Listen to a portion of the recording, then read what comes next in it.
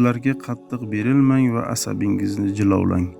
Oilaviy turmushda psixologik holatlar o'z aksini ko'rsatmay qolmaydi.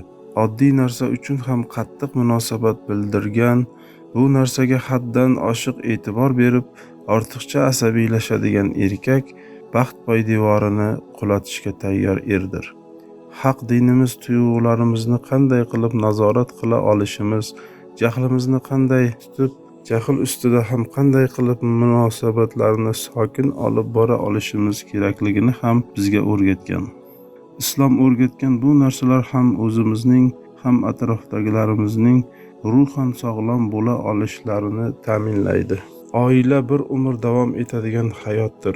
Shu sababdan ham juftlik, ayniqsa erkaklar, oilada bo'ladigan katta-kichik voqealarga haddan oshiq e'tibor qilib, asabiylashib fikr bildirishdan o'zlarini saqlashlarini tavsiya qilamiz.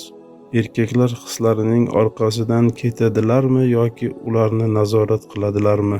Ko'pincha erkaklar g'azabi bosilgach, qilgan ishlari va aytgan so'zlaridan haddan oshiq pushaymon bo'lishadi. Faqat bu pushaymonlik foyda bermaydi. Bunday jahldor erkaklarga Alloh taoloning ushbu so'zlarini eslatamiz.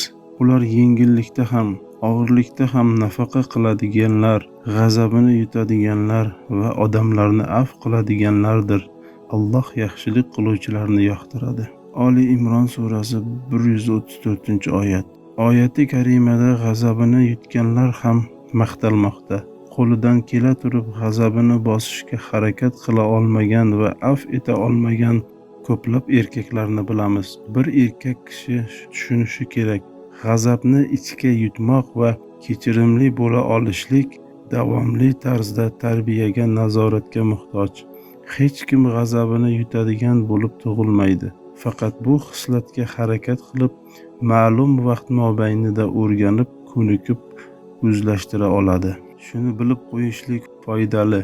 Muloyim tabiat va xushmuomalalik o'rganiladi. Xushmuomalalik esa o'z navbatida sabr va sabr qilishga o'rgatadi.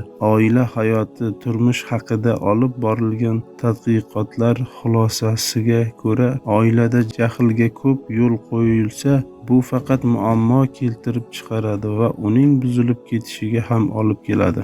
Psixolog olim Terman baxtli turmushga salbiy ta'sir qiluvchi psixologik omillar haqida bir tadqiqot o'tkazdi.